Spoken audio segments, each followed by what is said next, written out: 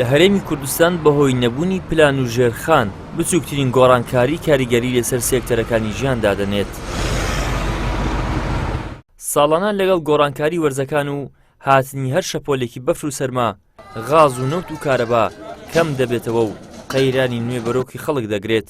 لەم نێوەندەشدا ئێستا لە هەولێر نرخی غازی شل لە 410 دینارەوە بۆ نزیک بە 650 دینار بەرز بۆتەوە.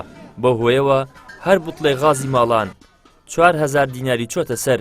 بۆ ئەو ئۆتۆمبیلانشی بە سیستمی غاز کار دەکەن کاریگەری زیاتر دەردەکەوێت. پێش ئێستا تقریبان غاز بە 400 بوو 410 ئێستا کاکە بە 625 بە 610 لە هەندێک بەنجخانەکان. ئەجا حەسە بەنجخان لەو بەنجخانەی دەگۆڕی. بەنجخانە هەیە بە 610 بەنجخانە هەیە بە 625 190 کاریگەری دەکاتە سەری. ئەتو ئەگەر سوتەمەنی گران بی دەبینی نەفەرش هەروەکی خۆیەتی. ئەوە نیە نەفەر عاقلەوە نیە سوتەمەنی گران نەبی نەفەر هەر ئەوەندە سحری خۆی چەند دەکرێ خۆی ئەوەندە لە زیاتر نادا.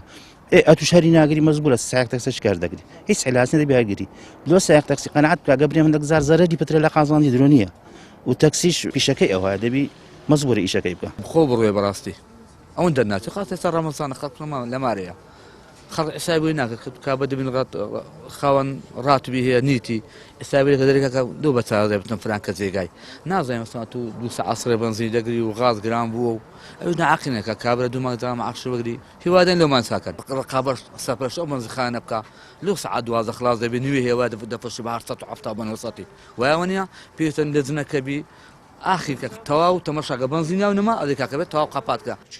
قایمقامی قەزای ناوەندی هەولێر دەڵێت کێشەی غازی ماڵانمان نییە، بەڵام ئەو بەرزبوونەوەی نرخەی هەیە غازی بازرگانیە. لە پێناو پاراستنی ژینگە دابینکردنی ژینگەیەکی تەندروست و خاوێن زۆربەی زۆری کاری ئەو شوێنە گشتیانە بە غازی شلە.